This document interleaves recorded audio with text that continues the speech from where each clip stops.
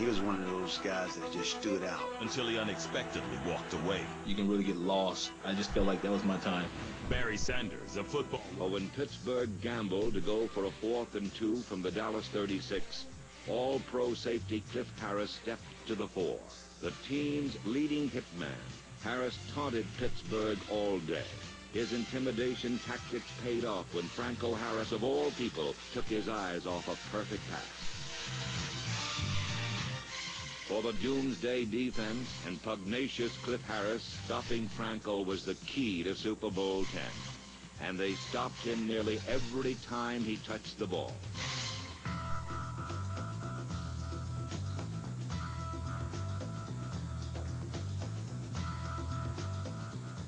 Franco Harris has the unique ability to cut back against the grain, leaving opponents flailing at air. But today, Pittsburgh's big gun was fired 27 times for only 82 yards. Harris never got outside all day. But while Doomsday erected a tombstone for Franco, they completely missed the target in Terry Bradshaw and the Pittsburgh passing attack.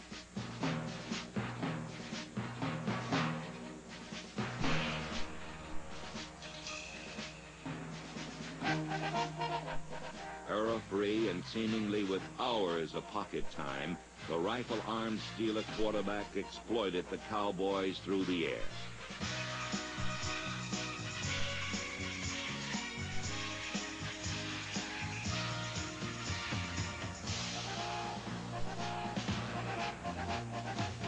Lynn Swann's levitating leap was one of the great catches in football history. Though Swann, who would later be named the game's most valuable player, literally rose to the occasion on the 53-yard pass, Pittsburgh moved no further and looked to Roy Gerela to put the points on the scoreboard that would tie the game.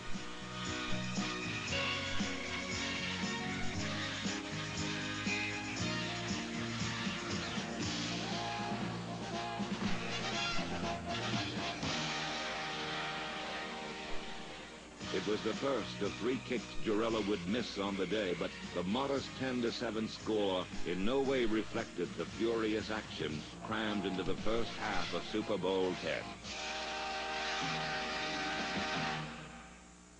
Harris celebrated the kicker's misfortunes with glee, but number 58, Jack Lambert, quickly came to the rescue. Though Gerela's nemesis was spirited away from danger, the damage was done. Lambert, who many feel stands as the successor to Dick Butkus as the most fearsome defensive player in football, later said, "No one can be allowed to intimidate us. We're supposed to be the intimidators." Lambert used the incident to psych himself to an even higher level of rage. With Joe Green injured, Jack Lambert became the new symbol of Steeler muscle, sifting and rooting through blockers until he found the ball carrier. And Jack Lambert found them 14 times in Super Bowl X.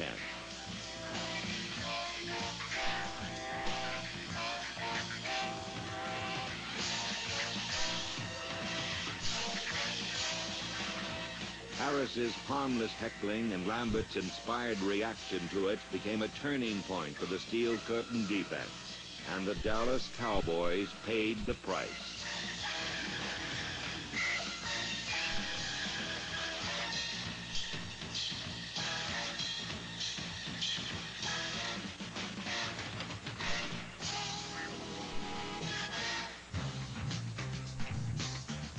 In the second half, the Pittsburgh defense jammed the shotgun and reduced it to a squirt, setting a Super Bowl record 7 sacks as a Niagara of gold and black poured down on Roger Staubach.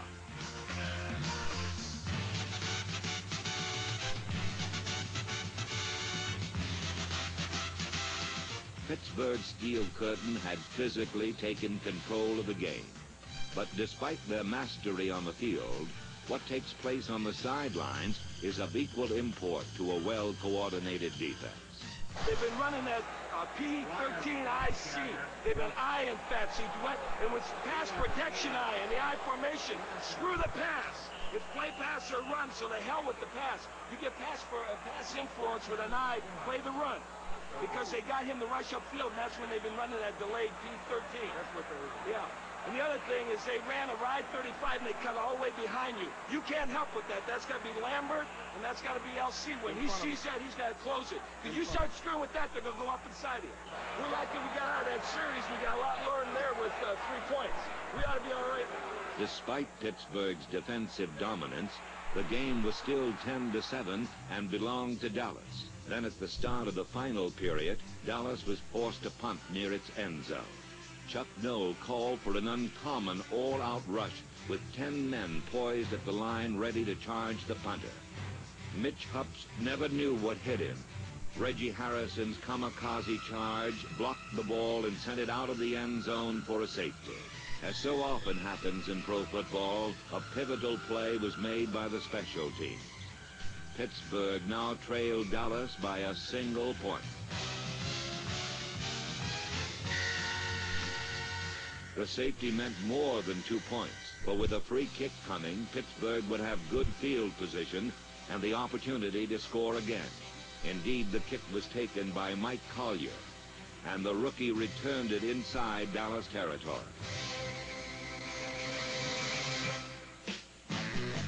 With their backs to the wall, the Doomsday defense played tough, and Pittsburgh came up short of a first down.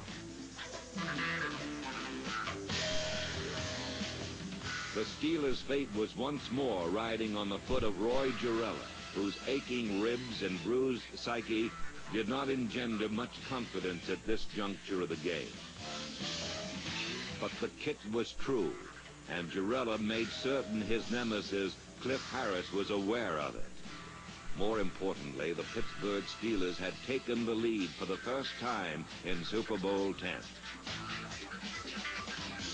After the field goal, a great individual effort by safety Mike Wagner, number 23, stunned Dallas.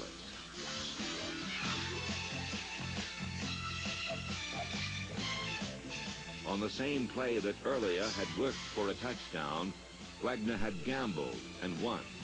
The Steelers safeties were supposed to kick out, go deep, which would allow Drew Pearson to cut across the middle alone, as he did on his first period touchdown. It's been our bread and butter play all season, Roger Staubach said later. It was the first time it didn't work.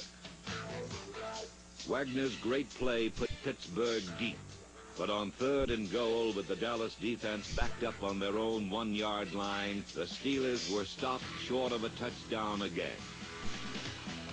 Franco Harris recovered his own fumble, but Pittsburgh had missed the golden opportunity to put the game away. Roy Girella was called upon for a chip shot, and his kick was good, but Dallas was only 5 points behind, with plenty of time left in Super Bowl X. Back by popular